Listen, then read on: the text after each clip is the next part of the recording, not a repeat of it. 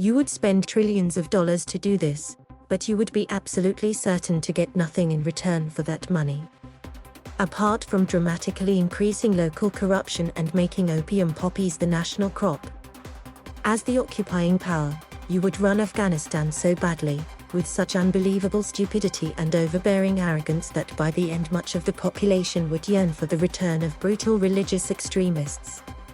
Then, when it was finally time to go, you would ignore the relevant details of the withdrawal. You wouldn't plan your exit.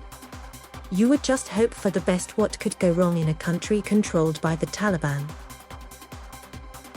When crowds of desperate people showed up, as they inevitably would, begging to be evacuated, you'd be certain to give preference to the foreign nationals, the ones you might hate you and prefer Sharia law to democracy. They would get the first seats on the plane.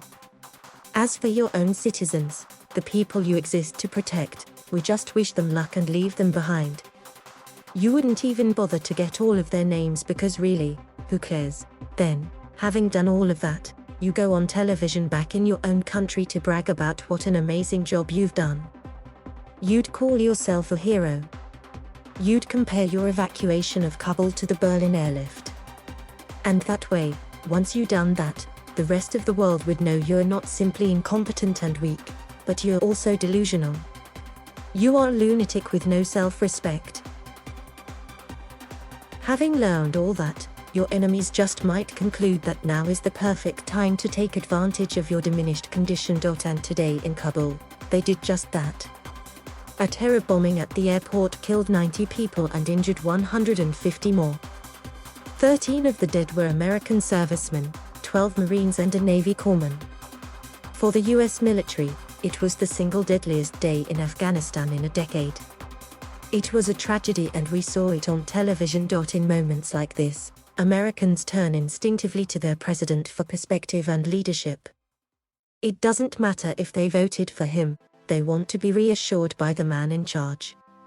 But Joe Biden did not reassure them, he didn't even appear. For hours, Biden remained hidden and silent.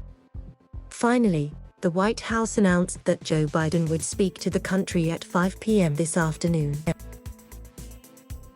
But even then, he didn't show. Joe Biden was fully 25 minutes late to the podium like he had better things to do. And when he spoke, it was hard to believe this is the man in charge of our country. Joe Biden is fading before our eyes. He began by muttering something irrelevant and weird about his late son, Bo, whom he described as the US attorney in Kosovo, as if that position exists.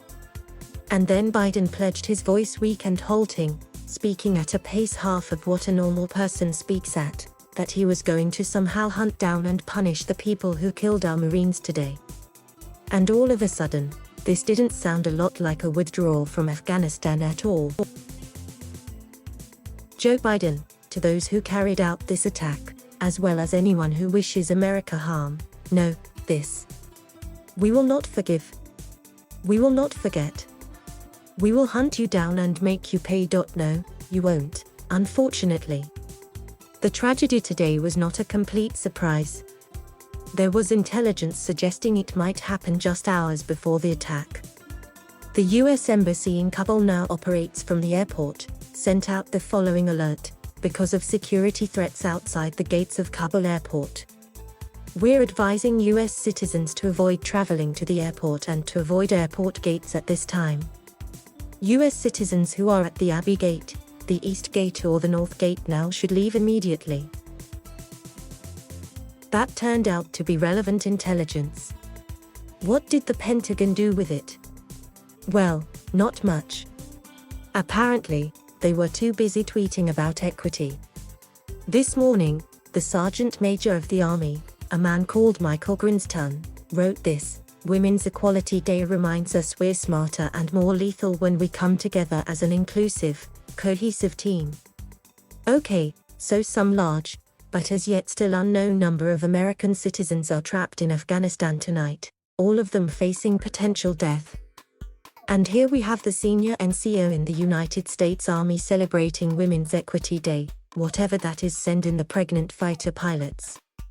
It's all so humiliating. Serious people are laughing at us, which is probably the point of doing it. On the other hand, Joe Biden doesn't really need the US military to protect the Kabul airport because the Taliban now have that covered. General Kenneth McKenzie explained this today at a press conference. Ken Eastern Time H. McKenzie, it was a failure by the Taliban to operate with varying degrees of confidence. Some of those guys are very scrupulously good. Some of them are not. Now, some of those Taliban guys are very scrupulously good. That was the official word from the Biden administration. Keep in mind what the general said. He said after the Taliban let a suicide bomber through a checkpoint at the airport that killed 13 Americans. But still, we're going to trust them. The Biden administration trusts the Taliban enough tonight, apparently, to share classified intelligence with them. Again, here's General McKenzie.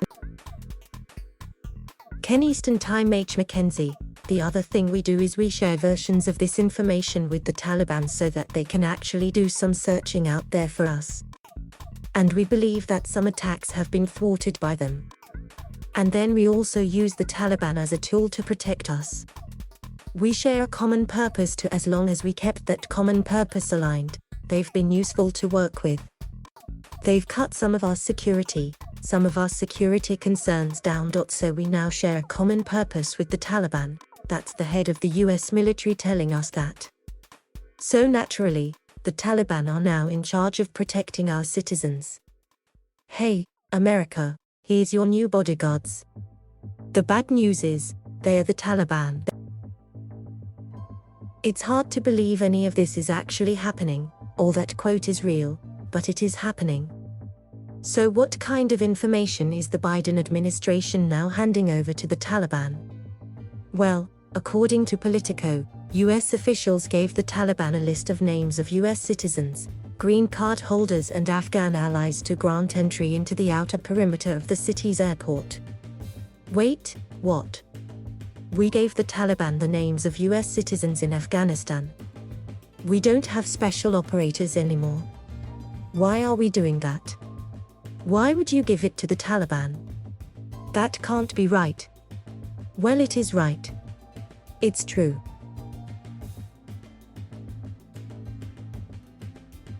Thank you for watching. Please subscribe.